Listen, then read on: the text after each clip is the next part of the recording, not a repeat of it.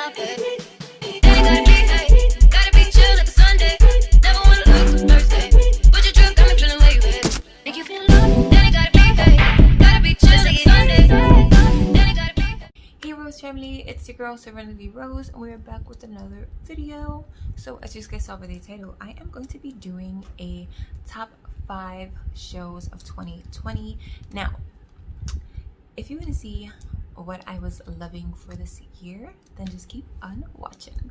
Okay, so let me just give a little disclaimer. All of my top 5, and I'm gonna throw in a few honorable mentions, they're not exactly like new. They weren't released in 2020, but they are just the shows that I've been interested in this year, and I've watched them multiple times. Okay, so my number 5 is the show Reign, and this you can find on Netflix. I believe there was only 4 seasons. I have watched it 2 to 3 times already, twice by myself, once with my mom. It is a really good show. First, when I watched it, or when I saw like the picture, I wasn't interested. I don't really find myself intrigued by shows that, you know, are related to like the old days, like, you know, kings and queens and stuff like that. But this show was really good, and the main character was a really good actor, so it was a really good show. If you haven't seen it, and if you're looking for something good to watch and you like those old age movies, or even if you don't, you should definitely just give it a try. It's a really good show. Number 4 would be The Witcher. So there was only 1 season released, I believe in the beginning or the middle of 2021. They will be coming out with season 2, which I'm super stoked about. I freaking love The Witcher. So yeah, it's a series that is in current making. It is really good, and it's hard to explain what it's about. You just have to watch it to know what I'm talking about. And the main character, I feel so stupid because when I saw him, I'm like, he looks so familiar. He looks so familiar. That face looks so familiar. And I couldn't put my finger on it. I was in my in-laws' house, and I'm like, you guys should watch the show. Or my boyfriend was talking about it, and then we ended up talking about it all together. And I'm like, yeah, but this guy looks so familiar. Which is the main character, The Witcher. I believe his name is Gerald Revere, something like that. And I'm like, you look so familiar. And then my boyfriend's stepmom is like, that's Superman. I'm like, no freaking way, because I think Superman, and the actor that plays Superman, is ugly. There's just something about him, he just doesn't look right. But as The Witcher,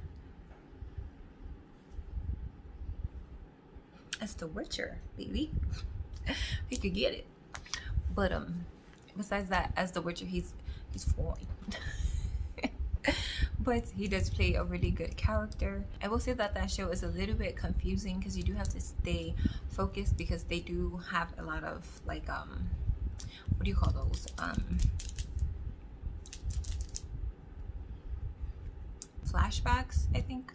So you really do need to pay attention, because there's a lot of past tense and present tense, and, you know, mixture of stuff.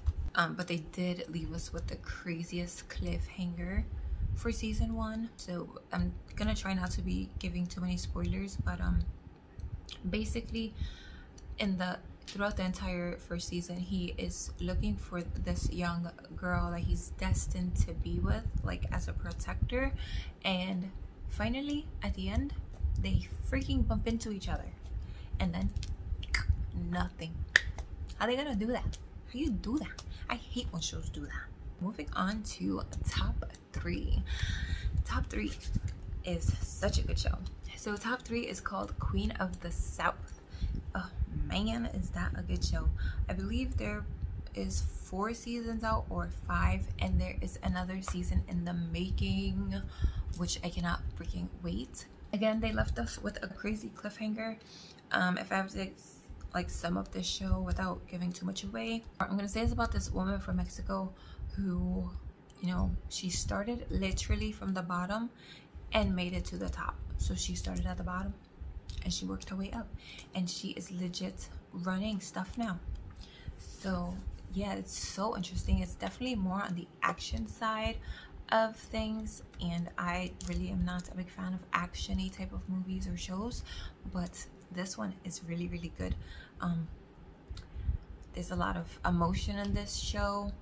I think I cried at least once, so definitely, you know, when I cry, it's definitely a good emotional, good show or movie, so check it out. My top two, I'm gonna go into a lot more detail because honey, I could watch these. If I had to watch these two for the rest of my life and nothing else, I would. So top two is the Vampire Diaries, and I feel like this series is most definitely part of a trilogy. There's like spin-offs, so it's the Vampire Diaries, then the originals, and then the Legacies, which is the most current show that they are, you know, doing. But the Vampire Diaries, I believe, has 7 or 8 seasons, which I love a good lengthy series, especially with quarantine driving me freaking crazy. At least with something to watch on TV, you know, you're not thinking so much about the quarantine. But yeah, 8 seasons, and there's so much stuff in the Vampire Diaries. Originally, when I saw the show being released, I was not interested because at that time I was watching True Blood with my sister, and that is to me a much more adult version of like vampire stuff. But I thought it was like, oh, they're making a spin-off of True Blood, it's just like high school version, blah blah blah. So yeah, a few years later, quarantine edition, I actually decided to watch the first season, and I was intrigued, and then the second season, and then I was hooked. I would say the first season you have to watch, and it's not the most interesting season, but it is the beginning of the storyline, so you definitely want to watch it. So let me try to sum up the Vampire Diaries. The main character is Elena Gilbert, and she is just always in some ish, man, always. And then there's 2 brothers, Stefan Salvatore and Damon Salvatore.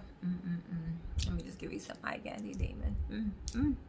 But yeah, and they are also main characters as well. So much drama in this show, and I definitely cried like 3 to 5 times. Even the second time around that I watched it, I cried again for the same stuff that I know is gonna happen. It's just that freaking good. So there is so much in the Vampire Diaries. There's obviously vampires, there's werewolves, there's doppelgangers, which is like exact lookalikes, there's witches, there's sirens, there's the devil, and so freaking much more. This is so good, and it's definitely 8 seasons worthy. I definitely wish there was a way more. Oh man, I would give anything to see some more Vampire Diaries. I believe I'm gonna start watching it again from season 1 probably tomorrow, because it's about that time. But yeah, if you haven't seen the Vampire Diaries, honey, what are you waiting for? Please watch it, and then come back and thank me for giving you something so good to watch. You're welcome in advance. So the top show for 2020, in my opinion, is the originals, of course. So the originals, I believe, is only 4 or 5 seasons, I'm not sure, but this show is basically about the firstborn vampires, and you know, their story time and their abilities and what they can and can't do, and they go through a lot of stuff too. So they do go through a lot of stuff too, but the main character for me is Klaus, my cousin, and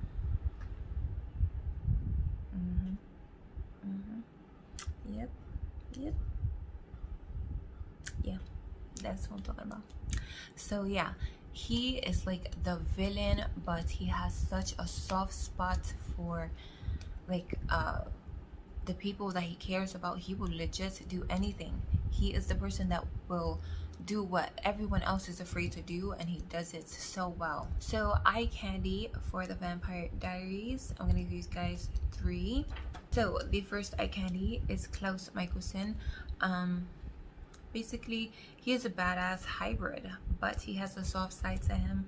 I can also say he loves his family, although he has a strange way of showing it. When it comes to his sister, he plays no games. So this is something you definitely have to watch to understand what I'm talking about. If you did watch it, comment down below and let's get a conversation started. Second eye candy for Vampire Diaries is Damon Salvatore. I don't know, between Klaus Michelson and Damon Salvatore, I don't know what I would do, man. So yeah, so basically Damon, for me, it's the blue eyes. It's his eyes that are so mesmerizing, and I feel like he's looking into your soul. So I feel like in the beginning of Vampire Diaries, Damon Salvatore, his personality was completely jerk 101. So he wasn't my favorite character, but when I was watching the show, he became my favorite character. He just, again, he's like Klaus Michelson, where he will do the stuff that people are afraid to do. Like if you have to kill someone because they're about to turn into a freaking zombie, he will do it without a doubt because he knows that's what needs to be done. So yeah, and then my third eye candy is actually a female. It is Sybil, the Siren. I think that she is super freaking pretty. She has dimples that I would die for. I mean, I have dimples, but they're not as deep as hers. Like, she has some deep ass dimples. But yeah, I thought she was really pretty. Of course, she's a siren. Sirens present, like, in the majority of, you know, mythological stories or whatever, sirens are usually really beautiful mermaids that will sing and catch the attention of the opposite sex and, you know, bend them to their will. And they picked a perfect character with Sybil, as you can see. Yeah, if you like the Vampire Diaries, you're definitely gonna want to watch the originals and then the Legacies. I feel like Legacies is much more for like teenagers, but nevertheless it is still good. So yeah, you should check it out. So let's get into my eye candy for the originals. I don't think I need to say it, but I'm gonna say it anyways. Number 1 is Klaus Michelson. He has a spot in my heart, I swear. Second is Marcellus. He is just some good old Hershey chocolate eye candy, you know. He has a smile that is just like perfection, you know. So yeah, I love Marcellus. Marcellus is basically considered to be Klaus's son. He saved them like when he was younger or whatever. He turned them, I think he turned them, I'm not sure, I don't remember. But yeah, Marcel is also similar to Klaus, where they are trying to be both alpha. I mean, Klaus is a hybrid, so there's no competing with that, but Marcel is on a power trip. When he's first introduced into the show, you will see he is on a power trip. He thinks he runs stuff in New Orleans, and that is not the situation when Klaus comes back. Hint hint. And yeah, again, he's one of those characters. When I first saw him in the show, I thought he was an arrogant jerk, but throughout the show he is kind of like Damon, where he does try to help and does things with good intentions, even though they may be the worst of the worst. Last but not least, for eye candy in the originals is Jackson. Jackson is, yes, a werewolf. Come on, you know I had to throw in a good werewolf in there. Jackson is the manly man werewolf, not like Tyler from the Vampire Diaries, you know, the baby vampire looking type of guy, but the man, the scruffiness, the muscle, right on. So that is Jackson, and yeah, I think he's definitely eye candy. His role, basically, I believe he was alpha to one of the packs in the show, and yeah, he's kind of an important person as far as Haley goes. You will see her if you watch the show. You will understand what I'm talking about. But Jackson is just eye candy, badass werewolf guy. Like, wow. He got them nice eyes, the nice little scruffiness. Like, he could be my werewolf anytime, baby. Okay. So let's get into my honorable mentions before I end the video. So honorable mention is Supergirl. I actually really like that show. I do have to catch up with the last season, but I really do enjoy watching Supergirl. I believe I cried once or twice for that show too. She wasn't, or it wasn't in my top 5 because again I fell off. If you're in my top 5, I'm up to date with you up to today. Like I'm done watching all the seasons, or I'm still waiting for the next season to come out. With Supergirl, I did fall off a bit. I still have to catch up on the last season or 2, but it is a really good show, especially if you're not into Superman and you're like all for the woman power and stuff. So yeah, it was nice to see Supergirl.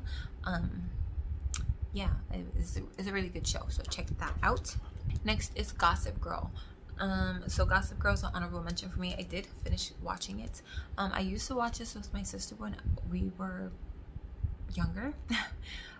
We used to watch Gossip Girl and One Tree Hill together, but we kind of fell off keeping up with that. But I found it on Netflix and I was like, let me finish watching this. Like, why not? It was a good show when I was watching it. I don't know why we stopped watching it, honestly. And I did finish watching it, and wow, I cannot believe who Gossip Girl was. It's freaking crazy. Like, what? But yeah, that is, I watched that, like, I binge watched that this year, and it brought back memories, and it is a really good show. And then the last honorable mention is The Mandalorian. That is something that is currently being released. This is season 2 that they are on. You can watch this on Disney Plus. Yes, I subscribe to Disney Plus just to watch this freaking show. Okay, so yeah, The Mandalorian is pretty good. If you don't like Star Wars or any of that stuff, you're probably not going to be into it.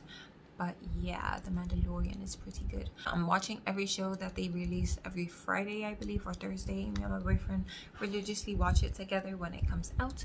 So yeah, we are currently in season 2, and it is really good. So that is my top 5 shows for the year of 2020. If you did enjoy my top 5 plus my honorable mentions, drop a thumbs up. Comment down below what you guys think. What are your top 5s? What are your favorites? Give me some suggestions to watch, because this quarantine is killing me, sis. And don't forget to hit that subscribe button. And on that note, I hope you guys are having an amazing day or night wherever you are. Staying safe, staying blessed, and I will see you guys in my next video. Bye. Todd, can you play that again? Let me some 5, we've been through the 305 highway. Loving like a ride fast lane.